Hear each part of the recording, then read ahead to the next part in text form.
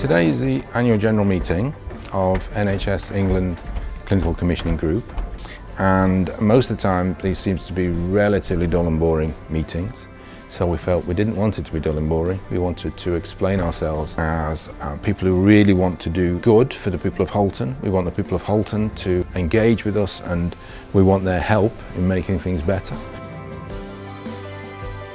The greatest achievement, I think, for NHS Halton CCG has been placing clinicians, doctors, nurses, other health professionals at the heart of decision making for the benefit of local people, but also with local people. I would say that our greatest achievement has been the level of engagement we've had with local people, because that's allowed us to make decisions and plan based on what local people want. All 17 of our practices now have wellbeing practices attached to them, community wellbeing practices, and that is, it's gaining national credibility, and we're only really kind of scratching the surface in terms of what that will bring for the population. So that's fantastic stuff.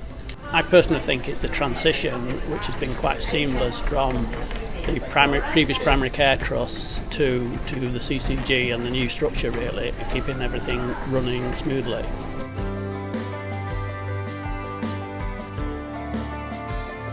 All of you have got one of these, I believe. It's either in your chair or in your pack, so it's an apple. Because we see the CCG as a growing thing. It started with the seeds of political change.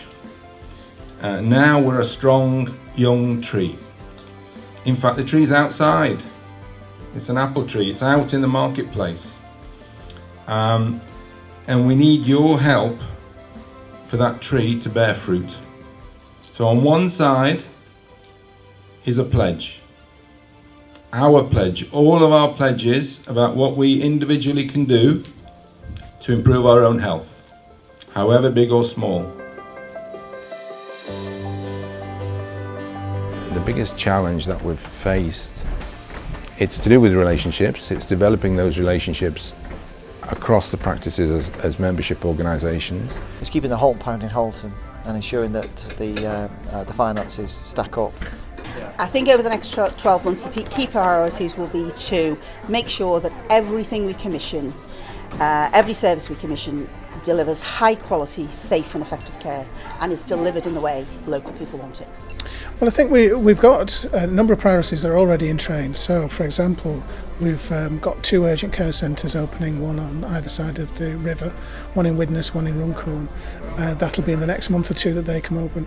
We really need to make sure that they're successful, that they thrive, and that they do divert traffic from the hospital setting. So we need them to be used efficiently and well in order for them to pay their way and have an impact on the population's health. The key priorities will be to continue initiating and developing and building on those good things that we've already initiated. So I'd say the GP wellbeing practice model and our urgent care centres particularly. We're developing a primary care and GP strategy, and hopefully that will be fruitful. We've also would have a huge achievement if we were able to come in under budget, and these are the main areas that we need to work on.